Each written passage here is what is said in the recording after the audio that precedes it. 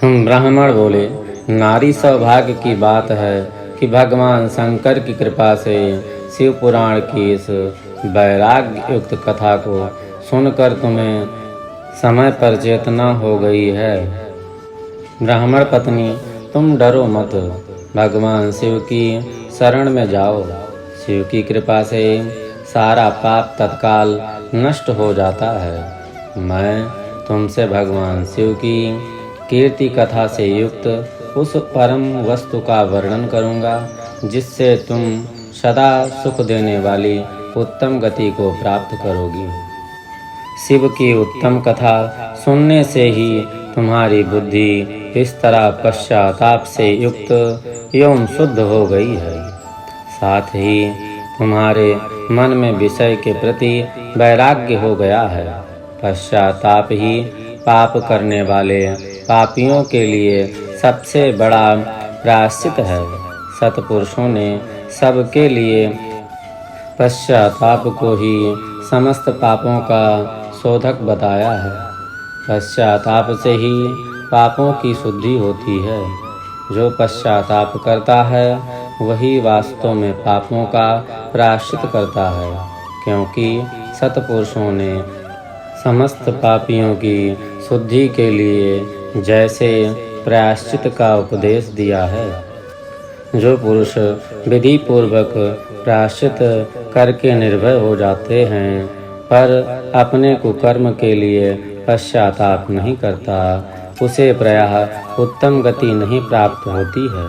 परंतु जिसे अपने कुकृत्य पर हार्दिक पश्चाताप होता है वह अवश्य उत्तम गति भागी होता है, इसमें संशय नहीं है। इस शिव पुराण की कथा सुनने से जैसे चित्त शुद्धि होती है वैसे ही दूसरी उपायों से नहीं होती है।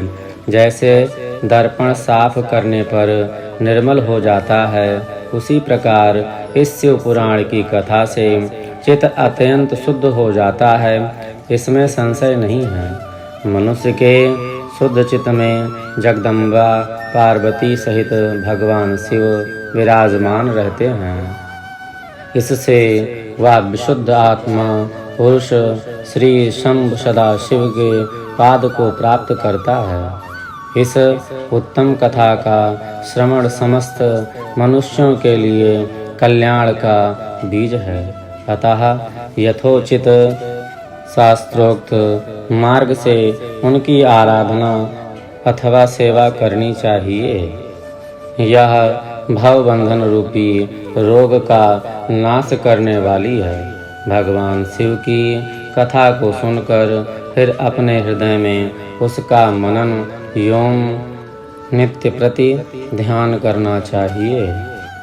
इससे पूर्णतः चित्त शुद्ध हो जाता है। चित्त शुद्धि होने से महेश्वर की कृपा भक्ति अपने दोनों पुत्रों ज्ञान और वैराग्य के साथ निश्चय ही प्रकट होती है।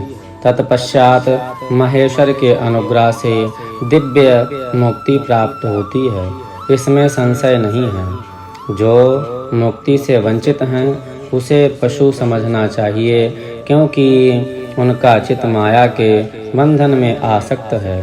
वह निश्चय ही संसार बंधन से मुक्त नहीं हो पाते। ब्राह्मण पत्नी, इसलिए तुम विषयों से मन को हटा लो और भक्ति भाव से भगवान शंकर की इस पावन कथा को सुनो। परमात्मा शंकर की इस कथा को सुनने से तुम्हारे चित्त की शुद्धि होगी और तुम्हें मोक्ष की प्राप्ति हो जाएगी। जो निर्मल चित्त से भगवान शिव के चरणारविंद का चिंतन करते हैं उनकी एक ही जन्म में मुक्ति हो जाती है। या मैं तुमसे सत्य कहता हूँ। सूत जी कहते हैं, हे शौनक, इतना कह करके वह श्रेष्ठ शिव भक्त ब्राह्मण चुप हो गए। उनका हृदय करुणा से विदृढ़ हो गया था। वह शुद्ध चित्त महात्मा भगवान शिव के ध्यान में मग्न हो गए। तदनंतर बिंदु की पत्नी चंचुला मन ही मन प्रसन्न हो उठी। ब्राह्मण का उक्त उपदेश सुन करके उसके नेत्रों से आनंद के आंसू छलक गए थे। वह ब्राह्मण पत्नी चंचुला हर्ष भरे हृदय से उन श्रेष्ठ ब्राह्मण के दोनों चरणों में गिर पड़ी और हाथ जोड़कर बोली, मैं कृतार्थ हो गई। तत्पश्चात उठकर वैराग्य युक्त उत्तम बुद्धि वाली वह स्त्री जो अपने पापों के कारण आतंकित थी, उन महान शिव भक्त ब्राह्मण से हाथ जोड़कर गदगद वाणी से बोली।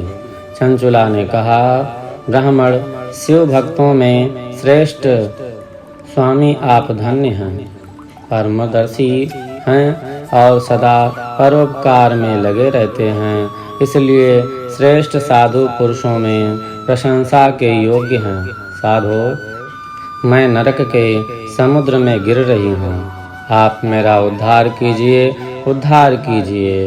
पौराणिक अर्थ तत्व से संपन्न जिस सुंदर शिव पुराण की कथा को सुनकर मेरे मन में संपूर्ण विषयों से वैराग्य उत्पन्न हो गया है, उसी शिव पुराण को सुनने के लिए इस समय मेरे मन में बड़ी श्रद्धा हो रही है।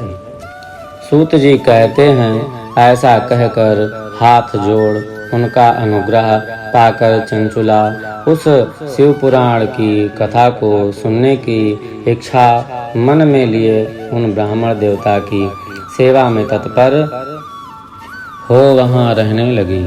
तदनंतर शिव भक्तों में श्रेष्ठ और शुद्ध बुद्धि वाले उन ब्राह्मण देवता को उसी स्थान पर उस स्त्री को शिव पुराण की उत्तम कथा सुनाई। इस प्रकार उस गौकर्ण नामक महाक्षेत्र में उन्हीं श्रेष्ठ ब्राह्मण से उसने शिव पुराण की वह परम उत्तम कथा सुनी, जो भक्ति, ज्ञान और वैराग्य को बढ़ाने वाली तथा मुक्ति देने वाली है।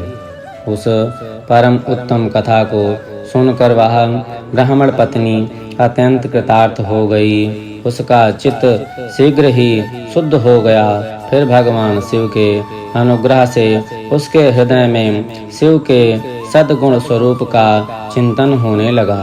इस प्रकार उसने भगवान शिव से लगी रहने वाली उत्तम बुद्धि पाकर शिव के सच्चिदानंदमय रूप स्वरूप का बारंबार चिंतन आरंभ किया।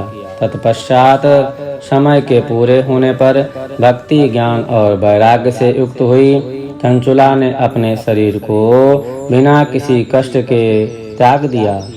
इतने में ही त्रिपुर शत्रु भगवान शिव का भेजा हुआ एक दिव्य विमान द्रुपित गति से वहां पहुंचा, जो उसके अपने गणों से संयुक्त और भांति भांति के शोभा साधनों से संपन्न था।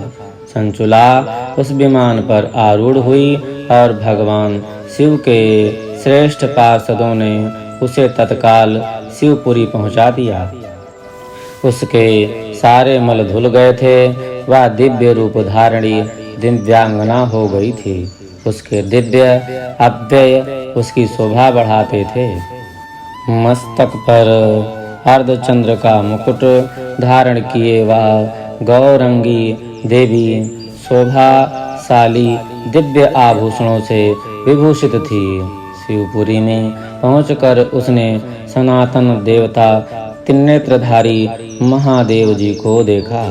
सभी मुख्य मुख्य देवता उनकी सेवा में खड़े थे।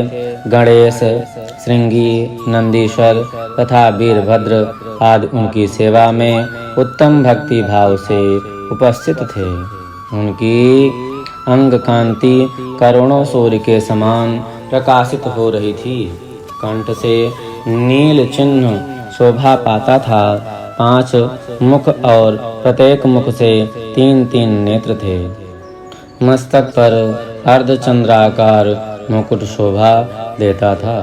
उन्होंने अपने वामांग भाग में गौरी देवी को बिठा रखा था, जो विद्युत पुंज के समान प्रकाशित थी। गौरीपति महादेव जी की कांति कर्पूर के समान गौर थी। उनका सारा शरीर श्वेत भस्म से भस्मित था। शरीर पर श्वेत वस्त्र शोभा पा रहे थे। इस प्रकार से परम उज्ज्वल भगवान शंकर का दर्शन करके वह ब्राह्मण पत्नी चंचुला बहुत प्रसन्न हुई। अत्यंत प्रीति युक्त होकर उसने बड़ी उतावली के साथ भगवान को बारंबार प्रणाम किया।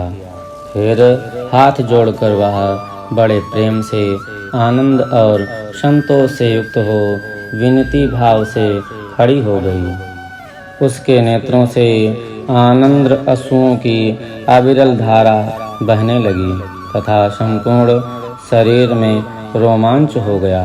उस समय भगवती पार्वती और भगवान शंकर ने उसे बड़ी करुणा के साथ अपने पास बुलाया और सौम्य दृष्टि से उसकी ओर देखा।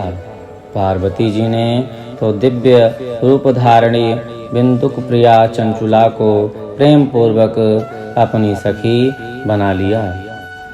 वह उस परमानंद घन ज्योति स्वरूप सनातन धाम में अविचल निवास पाकर दिव्य सौख्य से संपन्न हो अक्षय सुख का अनुभव करने लगी। बोली शंकर भगवान की जय।